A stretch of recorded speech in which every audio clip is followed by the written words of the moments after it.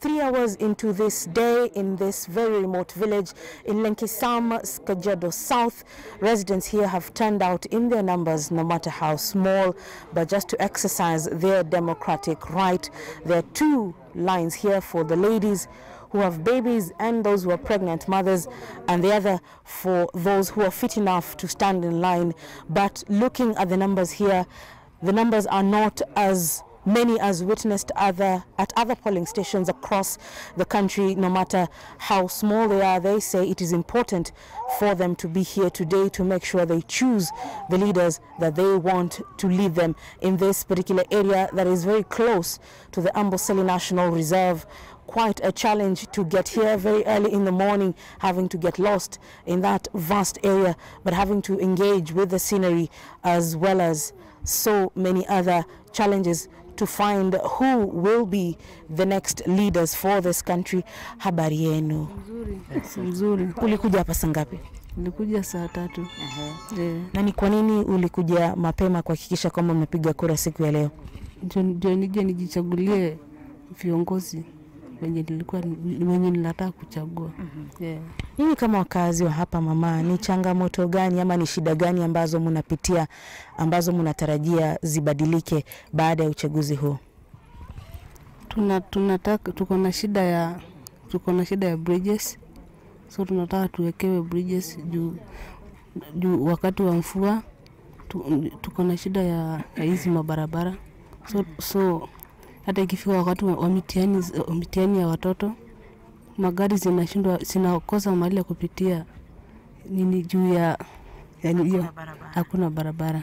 Asante sana na nakutakia kila laheri katika siku hii ya leo ambayo unatekeleza jukumu lako muhimu. Nasikia vizuri kwa sababu ni siku tumesubiri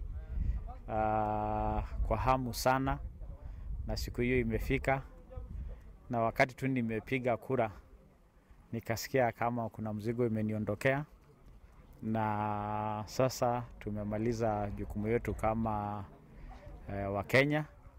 Wacha mapenzi ya Mungu yatendeke. Una maoni gani kwa Wakenya wengine ambao wako kwa maeneo mengine? Mimi nawaomba tu wa Kenya, vile Mheshimiwa Rais alitueleza jana, tuweke amani, tutulie.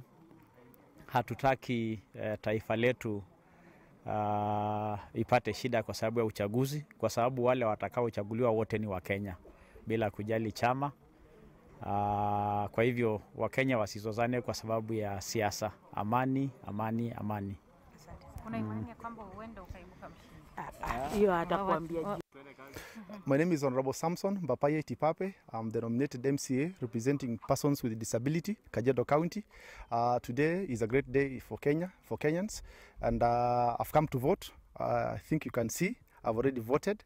People have turned out in large numbers to really exercise their democratic rights to vote for leaders, because Kenya would not want a situation whereby we have many people with voters card, but at the voting day they would probably blame the kind of leadership that the leaders that they will have tomorrow. So they have turned out in large numbers to really do their democratic rights, and therefore at the end of it all, we expect that things would move on smoothly, and that in about 1 or 2 days we would then be able to have it in finality and have all the leaders in office, the ones that the peoples would want to elect. Mheshimiwa, you as a person who's living with disabilities, yes. I have crisscrossed this county today and have gotten lost in the Amboseli National Park. Yes. What are some of the challenges that people living with disabilities here face every single day, and what are some of those key issues you want to be addressed once the new leadership comes into office? Persons with disability live with a myriad of challenges, one of it being mobility. As you know, Maasai people are pastoralists in nature, and at this time some of the animals had moved to various parts, and therefore you find them that they are not able to move along with the people, and so they are left behind in their homes. And as people move to other places, you see those people would then be faced with situations whereby they are not able to have food, because the people who would probably go and fetch water for them, go and bring food for them, have all moved with the animals. So that is one of the challenges. We appeal to the government to come to the rescue of these people, just like the elderly and the vulnerables, because that is the situation for now. We expect that the coming government will really address those challenges, because even in the urban places, mobility is a challenge. You find that many of these people still have challenges to do with the assistive devices. They are not accessible. Some of them are very expensive. So we expect that the government will really bring the cost of these items down so that they can be accessible to these people. We also would wish that the government would come up with centers, rehabilitative centers for these people, so that those that may require surgeries, for example, or some form of medical help can be put in one place and be accessed closely by these people, because when they are left at home under the care of their parents, then you find that their situations may be deplorable. So those are some of the things that they are myriad of problems, but at least this government had really tried, but we expect more from these successive governments, so that our challenges we can live at par with the rest of the Wananchis. Okay. Yes.